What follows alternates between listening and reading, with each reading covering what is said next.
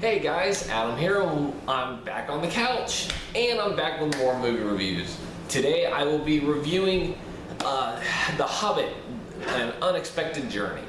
So, like before, this is a rewind. So I have watched it, and I will be giving my thoughts on what I think about it, if it holds up for me like it did the first time I saw it, and I did see it.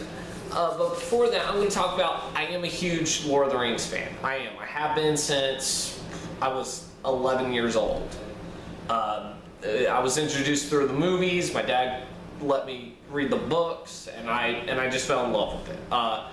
And same thing with The Hobbit. I love The Hobbit. So, what are my thoughts on a trilogy? It should have been 2. It really should have been 2. That's all I could say. But I also kind of understand why he did it, why Jackson did it. But there was also more going on with behind the scenes, but I'm not going to get into that. I'm just going to say I do love the movies. I love the books. And I love these movies. The current Hobbit films as well. I do enjoy them. But let's just talk about this movie. As you all know, the plot is about Bilbo Baggins. He's thrust into an adventure with Gandalf the Grey and 13 dwarves led by Thorin Oakenshield, and their quest is to go to the mountain city of the dwarven city of Erebor to reclaim the city from the dragon Smaug.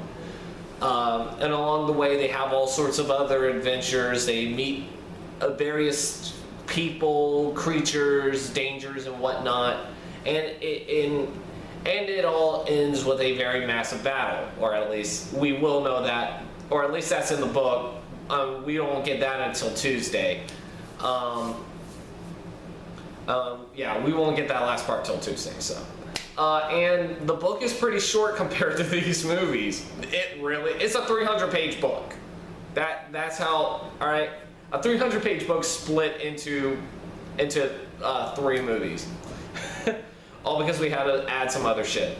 And that's really the problem with these movies, is there is a lot of padding.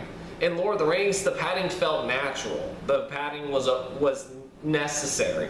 Here, there's just unnecessary padding. Like, they give us a longer introduction to Elijah Wood as Frodo again, and I felt like that wasn't necessary. Yeah, that one kind of took on longer than it should have. I mean, a solid minute would have been fine, not 3 to 5 minutes like it did. Radagast, the brown part, well, I mean, not necessarily his character wasn't unnecessary. There were just some parts of it that's just kind of, that wasn't needed, like I had a thought on the tip of my tongue joke wasn't needed, because it just, that dragged it out. That felt like they were dragging it out. I mean, yeah, those are the problems I have, and there's some other padding out, but I mean, I'm not going to go into it, otherwise this is going to take longer than it should.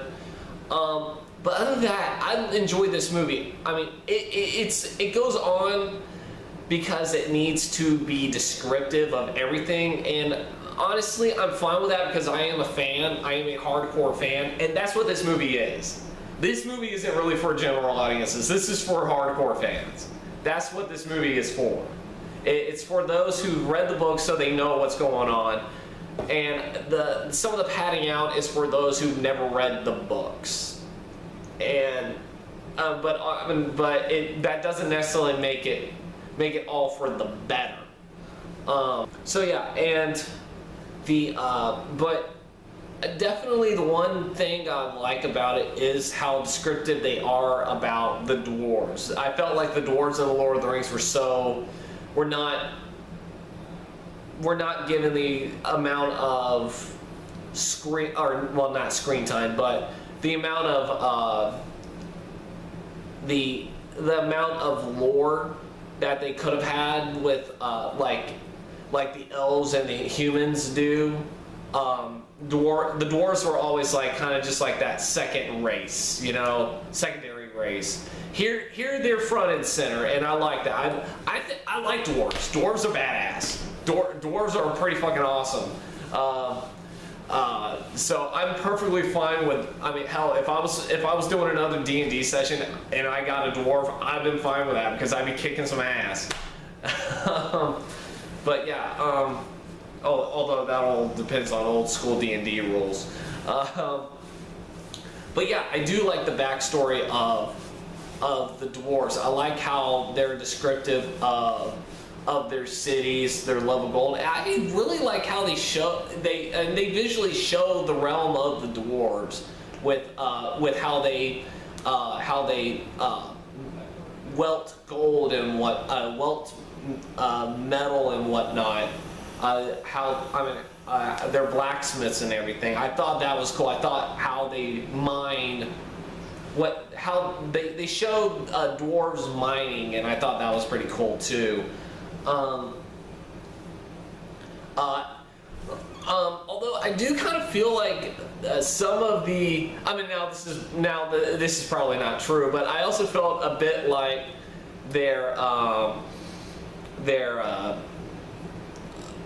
some of the visuals was taken from Dragon Age Origins. Although then again, Professor Tolkien kind of established the look and feel of a great many races and whatnot, what they're supposed to look like, what they're supposed to act like and whatnot, and so it could just be a coincidence on that. If there's one other complaint I have, it is the large amount of CGI this movie has. I'm not saying, I mean, of course, The Lord of the Rings had a lot of it too, but they also used a great deal of prosthetics. Now, they still do that with Gollum, and Gollum, it looks better than he did 10 years ago. You can actually definitely tell Andy Serkis is doing the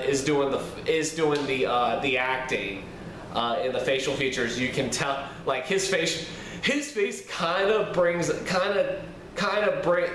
of more prominent in this, but I think that's just the advancement of CGI technology now, or motion capture technology, where you can see that face, but it's not like uncanny valley looking motion capture. It is actually, they do actually blend it in very well to where you can still recognize him as Gollum. But if there is one problem I have with it, is they use a lot of CGI for the orcs, and it's distracting for me because the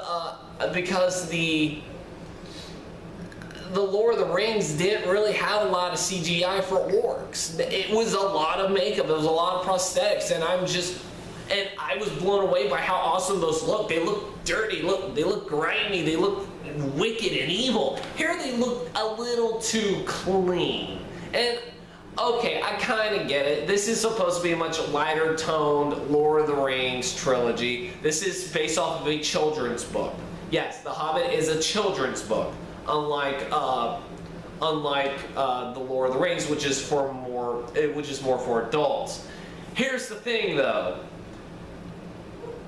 It's a little inconsistent. Now, you could also say that these are a different race of orcs than the ones we've seen in Mordor.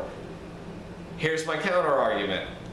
You can still use prosthetics. You can still make these orcs look intimidating as fuck and realistic and look like they're there. Now, yes, they more likely use motion capture, which I'm pretty sure, but it's still distracting. Gollum, I understand why they use CGI, because he had to be a very otherworldly character. He had to look like he was twisted into something horrifying. The orcs, there's no reason for that. There is none. There is no reason for them to be CGI.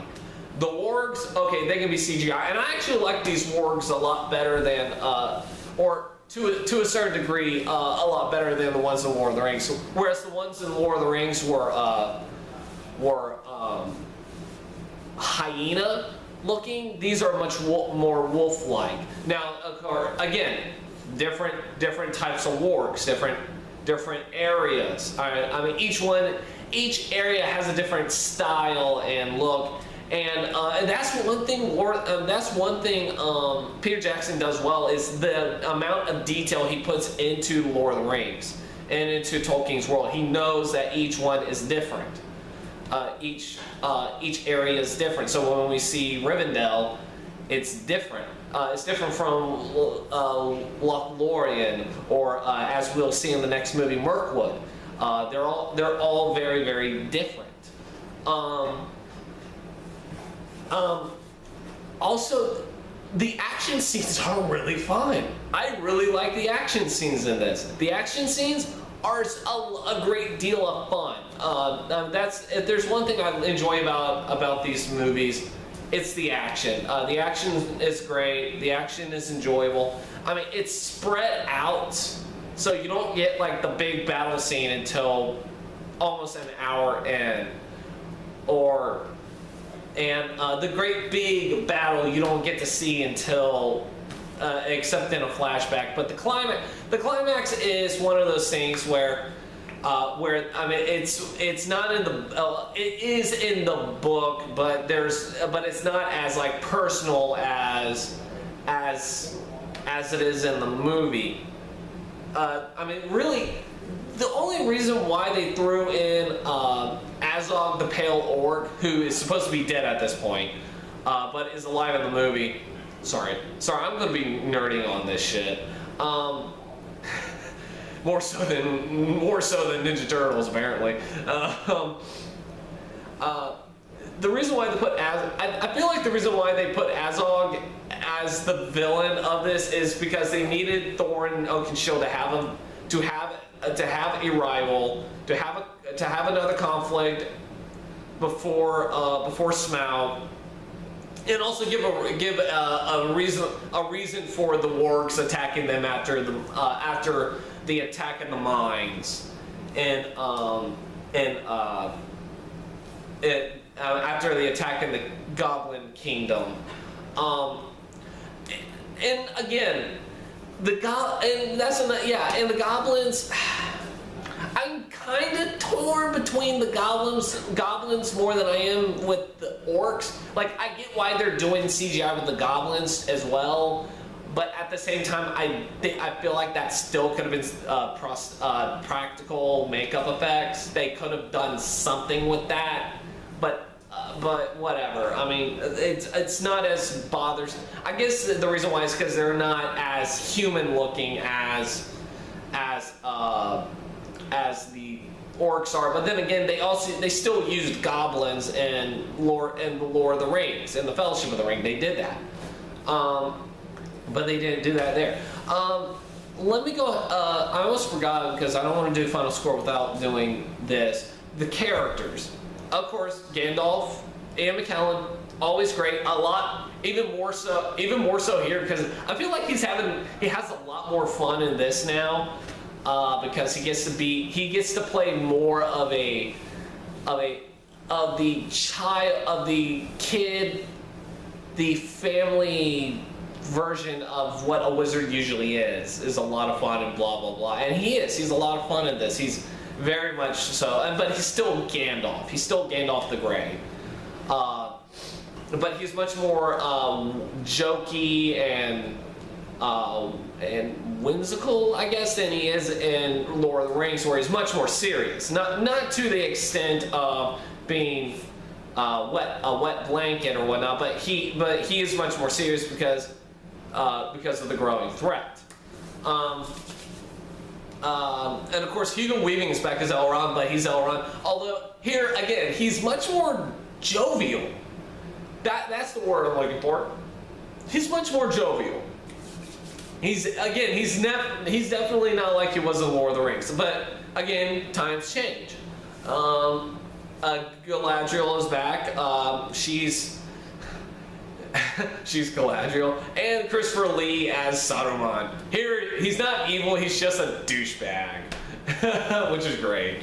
I like seeing Saruman be a dick sometimes. But I definitely want to talk about the newer characters. Mark Freeman as Bilbo Baggins. Excellent casting choice. Honestly, I can't see anyone else in that role. It's a perfect casting choice. I mean, the first time I saw him in the film adaptation of Hitchhiker's Guide to the Galaxy, and I thought he was great. He was fucking hilarious to me. I loved his performance in that. I'm a big Sherlock fan. The Office, whatever, give or take. But I definitely like. But like I said, I'm a huge Sherlock fan, and wait till I get to Desolation of Smaug. Richard Armitage as Thorin, he's fine. He's good. He's really good. He does play the badass dwarf king, but I feel like you don't get a character until the second part. Here he's just being that. He's just being that dude, the leader of the pack that doubts Bilbo's worth, whereas the other dwarves don't. And honestly, that's another problem with this movie. There's like 13 dwarves, and you only get enough screen time for about half of them. Only half of them matter. The rest, you don't even have a fucking line. Like, I'm not even kidding. Half of them don't even get a speaking line until the end of the movie, and that's only one. I don't even think Bumber, the big fat one, I don't even think he gets a line at all in this movie. Like, he doesn't fucking talk. Ori doesn't talk until the very end, all because he needed another dwarf to have a line. The only ones that talk, that gets enough lines is Feely, Keely, Buffer, Oin, Gloin, just because he's Gimli's dad, but even then he doesn't get enough. Balin, Dwalin, and there's a couple of other ones. But other than that, and that's disappointing because I feel like each one deserves an amount of screen time, but what are you gonna do when you got a 3-hour movie and you have 13 fucking dwarves? You can't do all of it. But anyway, their performances are still good. You can believe these guys are dwarves. These are really fun dwarves. These are a lot of fun. I'm gonna pause right here, and I will be back in a little bit. But yeah, the dwarves, they're just, you don't really care enough about a lot of the dwarves, which is hard, which is very sad. It really is. I do want to talk about some of the other scenes that they got from the book. If there's one scene I was really looking forward to in this movie, I kind of knew this was, and I knew that this was gonna be in the first part. The scene I was really looking forward to was the mountain giant scene, where a group of mountain giants start fighting, and the dwarves and Bilbo are on top of them. They're actually stuck in the middle of the fight because they're standing on top, on the leg or something of a giant, and I really like that. I like this scene. Oh my god, they actually got the scene. Oh my god, I can't wait. That looks awesome. And I really liked it. The troll scene I liked, although again they kind of dragged it out a little longer than they should have with some of the some of the banter, and that's the thing. They're really throwing in a lot of the dialogue from the books, and I feel like that's not 100% necessary. The White Council scene is fine. I don't mind the White Council scene because they needed to put a connection to Lord of the Rings by saying that the quest for Erebor, there's a bigger picture to it. I'm fine with that. I am actually fine with that because it does give us a connection. It does help us lead into Lord of the Rings. Also, the climatic scene, climatic battle, I thought was fine. I enjoyed it a lot. I actually liked it a lot. Because it was suspenseful, but they still kept it a bit true to the book, minus the whole let's fight the villain. Although it gives Bilbo a reason to prove his worth, it really does, and so I kind of like that. I mean, if anything, that scene was a character moment. That's what it was. That's what it came down to. It was a character moment. Also, I'm trying to think now. Also, they show. I mean, like I said, they take a lot of story from the dependencies, which again is fine, is perfectly fine. And I like it. I like the fact that they did that. I like the fact that they put the appendices in there because honestly, that's the only way anyone was going to explain why Gandalf always disappeared. Because he always disappeared in the books, and then he would reappear, and they never explain it. Here, they actually explain it, and it makes sense. I mean, of course, it was also in the appendices, but anyone who's read the books probably never bothered, except unless they're hardcore fans, probably never bothered reading the appendices, so they wouldn't know that. So I'm glad that they did. But like I said, there are parts about it that just pad out for no reason. This is a movie that could have been a little shorter. And it also could have been split into two movies if they would not pad shit out. But I'm going to talk more about that in the next review when I review Desolation of Smaug. But other than that, I really enjoyed this movie. I still enjoy it. Would I consider this the Star Wars prequel trilogy of the Lord of the Rings saga? We'll see, but as far as I'm concerned, no, not really, and I'll discuss the Star Wars prequels when I review those movies next year. But anyway, that's about it for me. So final score of The Hobbit, An Unexpected Journey is a 7 out of 10. I enjoyed this movie. I find it very enjoyable. I've watched it God knows how many times. And I can't wait to see the next one, which I will in a little bit, and then I will do a review of that. Until then, I will see you guys next time. Y'all have yourselves a wonderful day.